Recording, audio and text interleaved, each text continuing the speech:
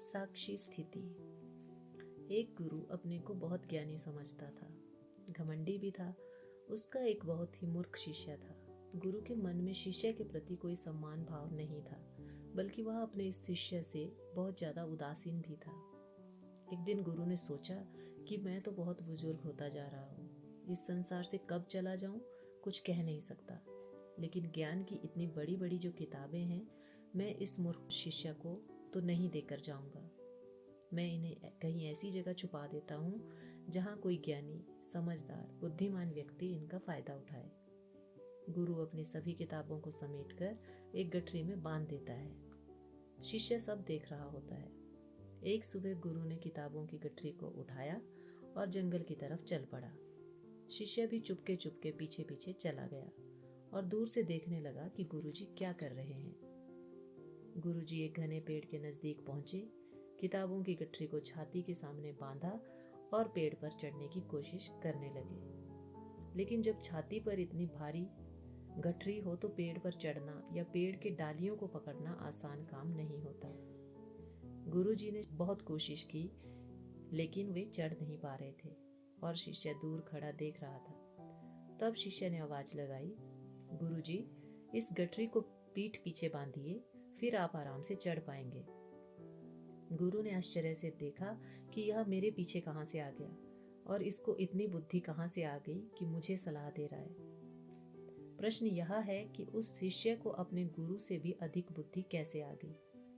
इसका उत्तर यही है कि जब किसी समस्या को दूर से देखा जाए तो उत्तर दिखाई देता है। यदि हम वहीं खड़े हैं जहां पर समस्या है तो नहीं देख पाते हैं।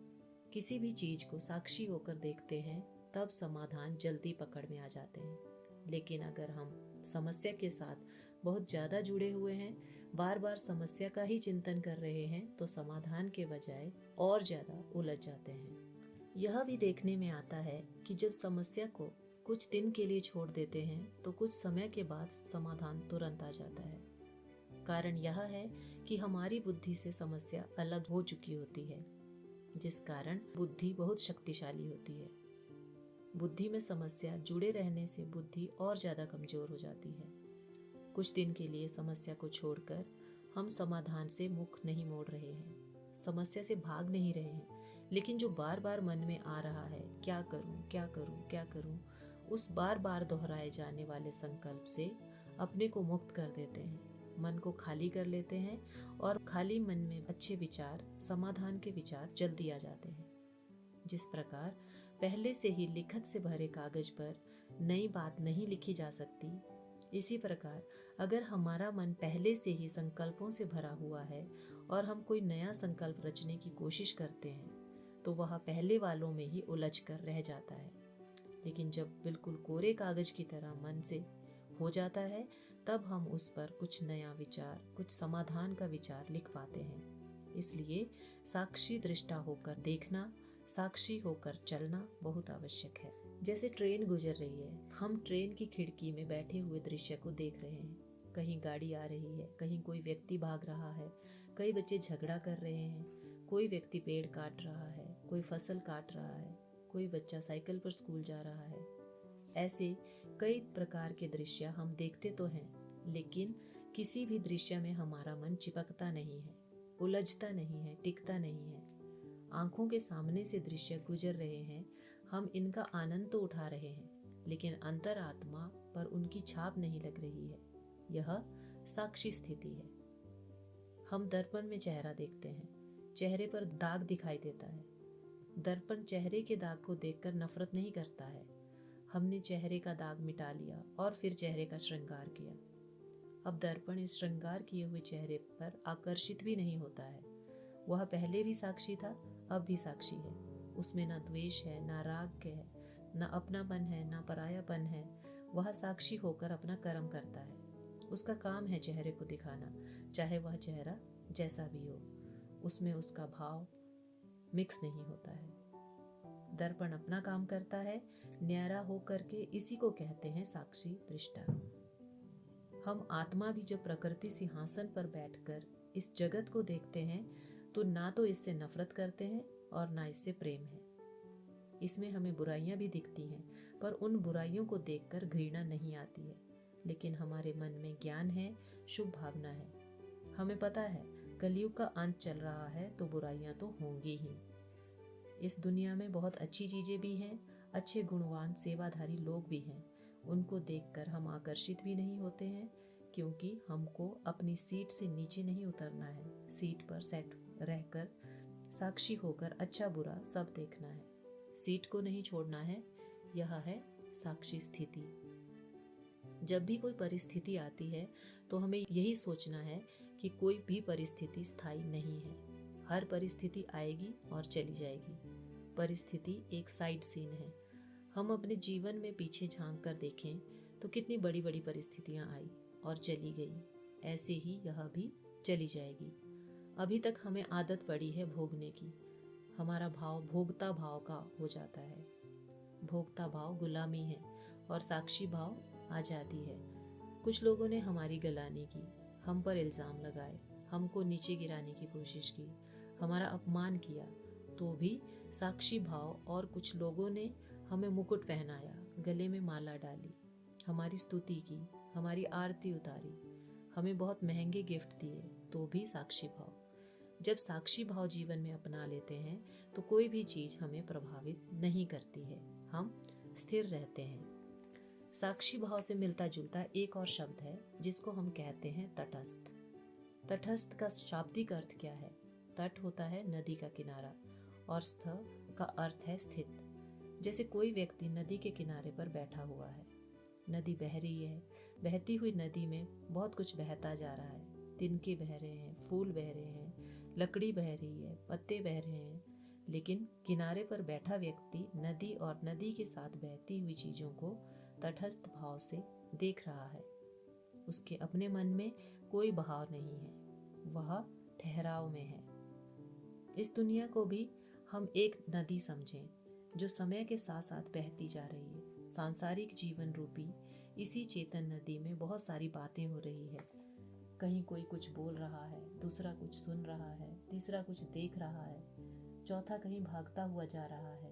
कोई किसी को कुछ दे रहा है, कोई किसी से कुछ ले रहा है, कोई किसी की महिमा कर रहा है, कोई किसी की गलानी कर रहा है। मतलब इस दुनिया में सब प्रकार के कर्म होते हुए हम देख रहे हैं, लेकिन हमारे जीवन में तटस्थ स्थित है।